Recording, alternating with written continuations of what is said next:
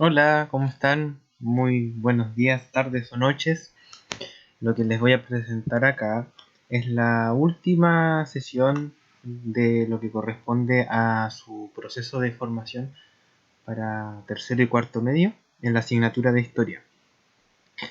En esta oportunidad nos vamos a dedicar al tema de los problemas actuales que tiene América Latina, nuestro continente. Para que tengan una comprensión temporal del asunto, lo que hice acá fue ver el aspecto económico y el aspecto político en América Latina a lo largo del siglo XX. En primer lugar, en el aspecto económico, nosotros a principios del siglo XX en toda América Latina teníamos estados benefactores que se caracterizaban por tratar de corregir los efectos que tenía el mercado sobre la vida de las personas. Por lo tanto, si había mucha pobreza, había falta de alimento, falta de educación, el Estado utilizaba recursos públicos, porque en esa época tenía muchas atribuciones, controlaba hartas cosas, y utilizaba este poder que tenía para ayudar a las personas que estaban en situación de pobreza. Esta época se le conoce como el Estado benefactor, una época en que el Estado brindaba vivienda, salud, garantizaba o intentaba por lo menos garantizar el acceso a la educación. ¿Qué pasó entre medio? Que se genera un quiebre histórico a nivel de todo el continente latinoamericano, no solo en Chile, que son las dictaduras militares. Estas dictaduras militares fueron instaladas en América Latina de la mano de Estados Unidos para impedir que nuestro continente se volviera favorable al bloque socialista. Y estas dictaduras lo que hicieron fue, en primer lugar, eliminar a toda la oposición de forma violenta, generar un trauma social a través de la tortura, la desaparición de personas, pero por otro lado también generaron políticas económicas, que son las políticas neoliberales que caracterizan a nuestro continente en la actualidad. Y en estas políticas neoliberales se revierten todos los avances que se habían tenido a principios del siglo XX. Entonces, si a principios del siglo XX teníamos un Estado benefactor que intentaba garantizar los derechos de las personas, ahora con el Estado neoliberal lo que se hace es que los derechos y la satisfacción de las necesidades básicas de las personas son puestas en manos del mercado, porque el mercado avanza por sobre el Estado y había cosas, entonces hay cosas que ahora son como objeto del comercio, que antes no lo eran, como por ejemplo la educación, la salud, las cárceles, el agua, la electricidad, los servicios básicos, y todo lo que ustedes se puedan imaginar. Entonces, al aplicarse esta forma de este modelo económico en el cual los derechos fundamentales están puestos en manos de la iniciativa privada, ya no están garantizados, porque tú tienes derecho a educación, a salud o a previsión en la medida en que tú tienes plata para poder pagar por esos servicios, pero no los vas a recibir porque sí, no. Entonces eso es lo que sucede hoy en día en toda América Latina en el aspecto económico. Ahora, por el lado político, esta línea de que vemos más abajo de color azul, eh, también se puede establecer una comparación entre antes y después de este quiebre de las dictaduras militares. Dictaduras. En primer lugar, a principios del siglo XX en América Latina se venía dando un lento y largo proceso de organización política. O sea, de a poco se formó la clase obrera, se formaron ciertos grupos de personas que trabajaban, primero se ayudaban entre ellos, después empezaron a formar partidos políticos, empezaron a tener representación en el Senado, empezaron a tener representación en la Cámara de Diputados, a avanzar de a poco, muy de a poco. Y todos estos grupos que estaban organizados y que lograron cierto desarrollo a principios del siglo XX fueron reprimidos, fueron exterminados en la época de las dictaduras a lo largo de toda América Latina. Y lo que se genera después de que las dictaduras terminan es que la población tiene miedo a la política empieza como a decir, que todo el mundo empieza a decir yo soy apolítico, no me interesa la política, no entiendo la política, y es porque hay un miedo a la política, porque en las décadas anteriores a todas las personas que tenían una opinión o que tenían una forma de organizarse políticamente, las mataron, las metían en un saco y las tiraban al mar, y ahora son detenidos desaparecidos. Entonces, por eso, ese trauma en relación a la organización política recién ahora, en estos últimos años, se ha venido revirtiendo. Esos son como formas para que vayamos situando en qué estado está nuestro continente. Ahora, hoy en día, estos problemas que hemos tenido desembocan en estos tres principales aspectos. En primer lugar, nuestro continente es un continente que tiene mucha pobreza y desigualdad. En segundo lugar, lo que vamos a ver después de eso es que nuestro continente tiene unas democracias que no son plenas, sino que son democracias medias cojas, medias malas. Y en tercer lugar, hay situaciones pendientes en relación a los derechos humanos en América Latina. Vamos con el primer tema, sobre la desigualdad y la pobreza en América Latina. En primer lugar, recalcar que América Latina no es la región más pobre del mundo. África es más pobre y algunas partes de Asia también lo son. Pero sí es la región más desigual. O sea, la diferencia entre los que tienen más y los que tienen menos es muy grande. O sea, hay mucha riqueza y mucha pobreza. ¿Cuáles son las causas de esto? Bueno, en las políticas neoliberales, que lo que proponen o lo que buscan es generar crecimiento económico, pero no desarrollo económico. Y este crecimiento económico lo que hace es que se genere cada vez más riqueza, pero sin lograr que haya una buena distribución de la riqueza. Entonces tenemos pocos millonarios y muchos pobres. En segundo lugar, las consecuencias de esto es que, bueno, la pobreza no consiste solamente en no tener plata para comprar cosas, sino que la pobreza además implica no poder tener la libertad de elegir qué es lo que yo quiero. Por ejemplo, una persona que es pobre no puede decidir con qué ropa se va a vestir, o no puede decidir dónde va a estudiar, o dónde se va a atender cuando tiene una enfermedad. No puede elegir porque no tiene plata para poder hacerlo. Entonces esa incapacidad para poder satisfacer tus necesidades básicas te lleva a carecer de una buena educación, carecer de una buena salud, de vivienda, tener unas malas condiciones de vida que a la larga lo que hacen es que se reproduzca la pobreza. Porque las personas que crecen, generalmente que crecen en un ambiente pobre, les es mucho más difícil salir de eso que una persona que pueda tener ciertas ayudas o mejores condiciones de vida. Lo que se muestra aquí en el lado derecho, que es algo que probablemente se les vaya a preguntar en alguna prueba, es la evolución que ha tenido la pobreza y la pobreza extrema, o sea, la indigencia, en América Latina en los últimos 30 años. Como pueden ver, la pobreza en América Latina y la pobreza extrema tienen un desarrollo casi parejo. No se ven muchos cambios, a excepción de el año 1990 que se ve un incremento. Pero posterior a eso, lo que vemos es subidas, bajadas, incrementos de crecimientos, pero se mantiene muy estable la cantidad de personas que viven en pobreza en América Latina durante mucho tiempo, sin mayores cambios. Uno de los indicadores que se utilizan en el mundo para describir la pobreza y el desarrollo es el índice de desarrollo humano. Lo que mide el índice de desarrollo humano es qué también lo hacen los distintos estados, o sea, los países, para poder brindarles una buena vida a sus habitantes. ¿Cuáles son las oportunidades que le dan los países a sus habitantes para poder desarrollarse como seres humanos, adquirir conocimientos, educarse, crecer y al mismo tiempo disfrutar de una vida digna? O sea, brindar vivienda, brindar servicios básicos, salud, dignidad. Lo que vemos acá es la evolución que ha tenido América Latina en ese aspecto desde 1980 hasta el 2013. Lo que podemos ver es que en 1980 no había ningún país con índice de desarrollo humano alto en todo el continente, La mayoría eran índice de desarrollo humano medio, como podemos ver acá.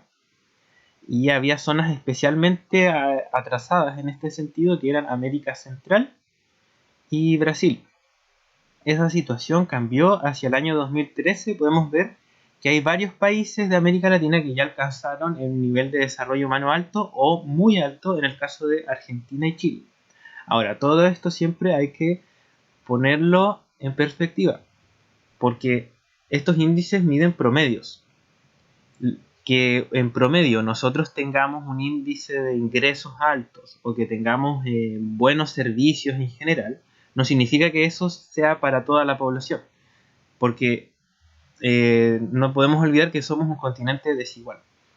Entonces esto habla más bien de un crecimiento más que de un desarrollo equitativo, que sus beneficios se hayan llevado a todas las personas de la misma forma. Bueno, en relación a la democracia que hay en América Latina, es algo que uno se da cuenta apenas pierde la inocencia siendo latinoamericano, que lo que está escrito en el papel no coincide con lo que uno ve en la realidad. Entonces, si tú ves en un libro, dice que la democracia viene del griego demos, pueblo, y kratos, autoridad. O sea, que significa que el pueblo ejerce la autoridad, o que tiene la soberanía, es decir, el derecho a decidir. Nosotros en América Latina sabemos que no es así, no funciona de esa forma. Porque generalmente nos encontramos con que, en primer lugar, tenemos este problema, que hay poca participación política. O sea, la mayoría de las personas suelen no involucrarse en política o simplemente no están ni ahí, como se dice. Bueno, esto era, ahora ya no es tanto, pero en las últimas décadas ha sido así bastante. Por otro lado, nosotros no nos sentimos representados políticamente. Y eso se nota mucho cuando vemos elecciones. Por ejemplo, las últimas elecciones, en la segunda vuelta, suele haber un 51-60% de abstención. Y terminamos teniendo presidentes electos que tienen un 25% de los votos sobre el total de electores. Y eso gracias a que hay mucha gente que no va a votar porque no se siente representada. Y generalmente cuando uno va a votar una elección, no va a votar por un candidato que uno quiera, sino que va a votar por el menos peor o por el que más conocí, no sé. Y eso sin contar que hay muchos grupos, como los indígenas, las mujeres o la gente más pobre, que simplemente no puede votar por nadie porque nadie los representa electoralmente. Ese es otro de los problemas que tenemos. Entonces son estos dos.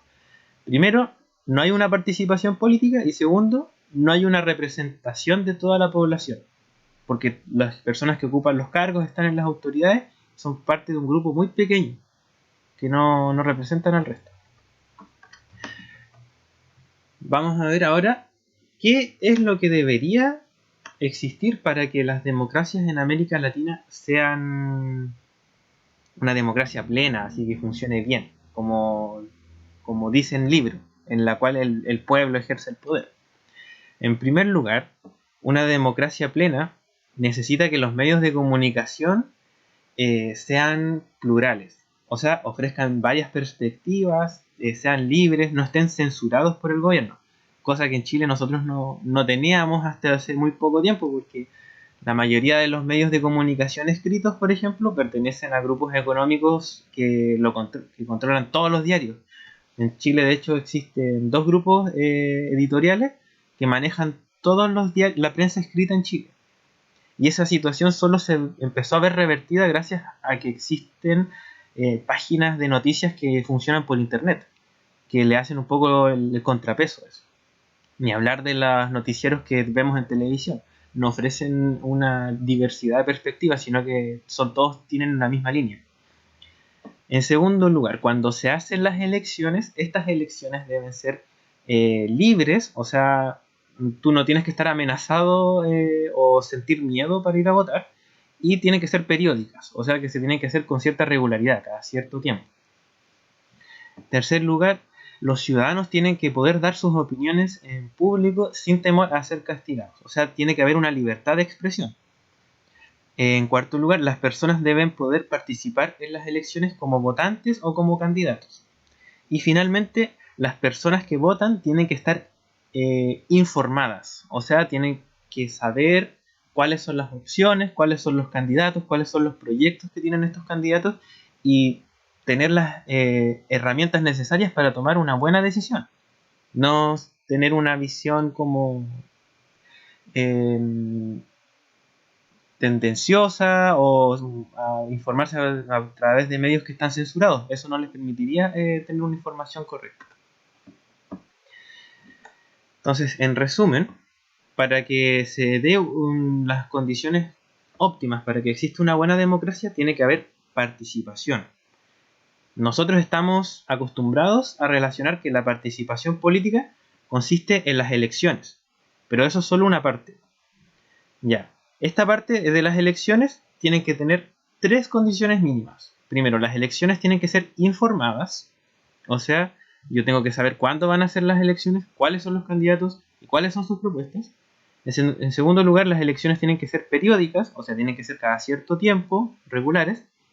Y finalmente tienen que ser libres, o sea, las elecciones tienen que ser en un contexto en el que yo no tenga miedo de votar por el candidato que quiero porque si no me van a matar. En este sentido, América Latina está bien en general.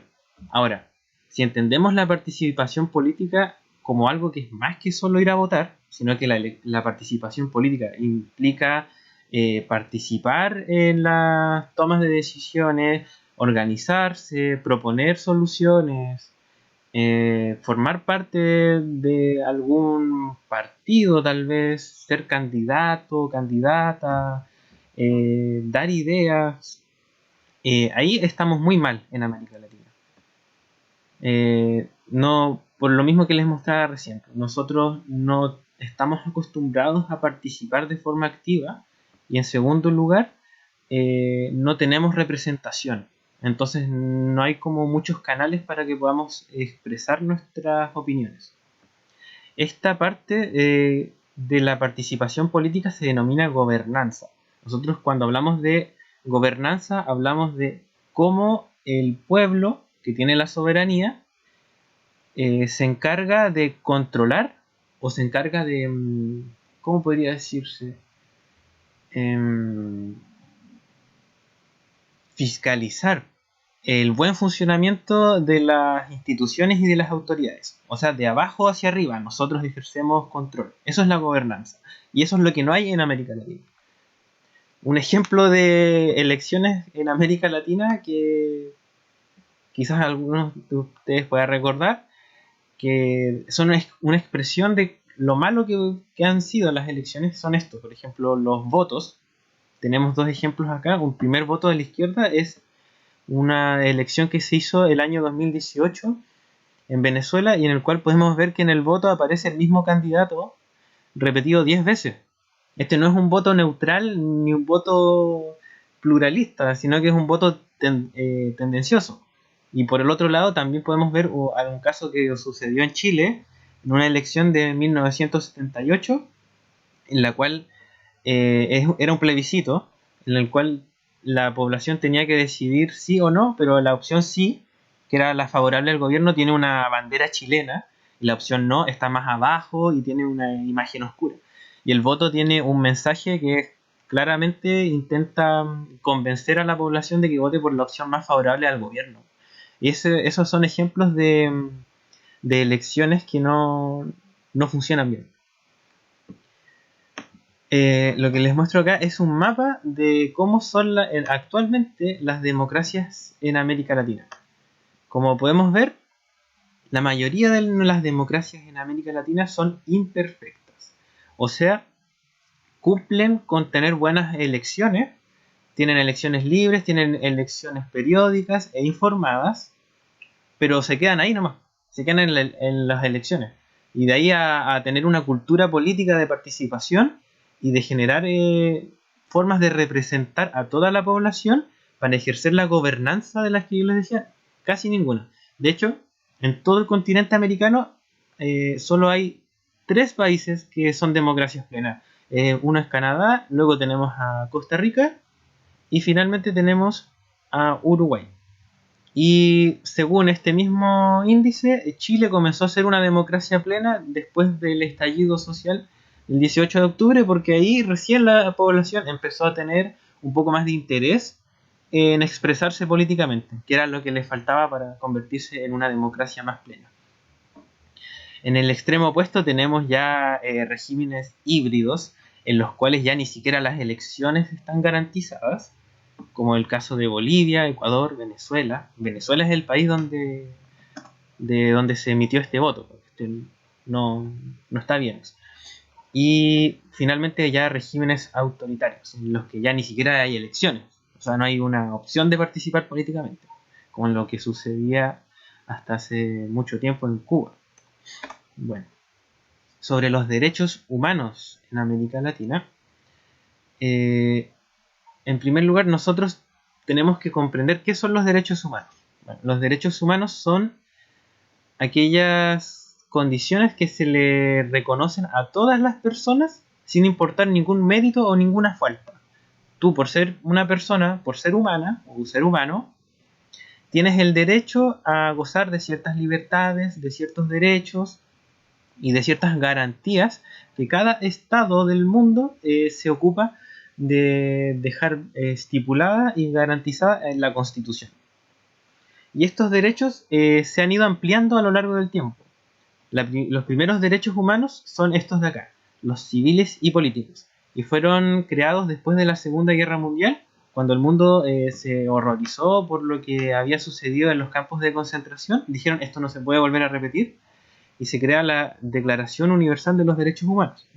Y ahí se consagran las libertades individuales, el principio de inocencia ante la justicia, el derecho a la defensa y el derecho a la propiedad. En segundo lugar, esta declaración de los derechos humanos inicial se fue ampliando a lo largo del siglo XX. En segundo lugar, tenemos los derechos sociales. Estos están a favor, por ejemplo, de gozar de educación, gozar de salud y los derechos laborales, por ejemplo, a poder manifestarte, a poder organizarte sindicalmente, a generar una huelga, a tener una representación colectiva frente a tus empleadores. Estos son los derechos sociales.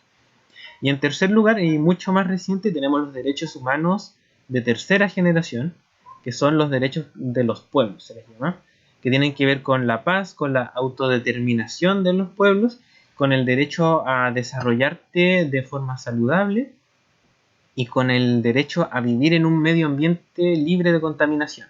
Y esos son los más recientes.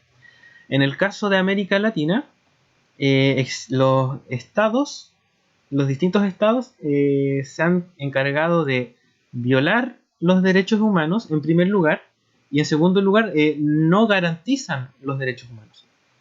Entonces estamos muy mal ahí. Sobre los derechos civiles y políticos, bueno, en la época de las dictaduras, ¿para qué decir? No había oportunidad de participar políticamente, la oposición era exterminada, existieron campos de concentración en América Latina, centros de detención, hubo muchas personas que fueron exiliadas, detenidos desaparecidos por sus ideas o por su condición. En segundo lugar, estos derechos sociales, los de segunda generación, también son vulnerados en América Latina porque nosotros tenemos estados subsidiarios. Y el estado subsidiario neoliberal lo que hace es poner en manos de la iniciativa privada la satisfacción de las necesidades. Y al dejar esto a manos de la iniciativa privada, el Estado no te está garantizando los derechos, sino que te está dejando tu suerte y de acuerdo a cuánta plata tú tengas, vas a poder tener esos derechos o no. Y finalmente, los derechos humanos de tercera generación también están en esta situación de no estar garantizados en América Latina, porque los estados discriminan a los pueblos originarios, no se han preocupado de garantizar que las personas puedan vivir en un ambiente libre de contaminación, y generalmente niegan a muchos grupos de la población la capacidad de tener representación o de poder gobernarse por sí mismos. Finalmente vamos a ver aquí que a consecuencia de todos estos problemas que tenemos en América Latina, comenzando por la falta de representación, surgen movimientos sociales que lo que buscan es lograr tener una voz que sea escuchada a nivel del Estado. Nosotros nos encontramos actualmente en un problema de que nuestra participación política y nuestra representatividad es casi nula, porque vemos que los políticos forman parte de los mismos grupos de siempre, la mayoría son hombres, la mayoría no conocen la realidad de las personas que viven, que trabajan todos los días, y dejan a muchas personas fuera. Y ante esa incapacidad o esa imposibilidad que tienen muchas personas de tener una representación política, generan su propia representación política. Y esa propia representación son los movimientos sociales. En América Latina nos encontramos con 3 tipos de movimientos sociales: los indígenas, los movimientos feministas de las mujeres y los movimientos de pobladores. Y todos estos movimientos lo hacen en función de lograr ser escuchados.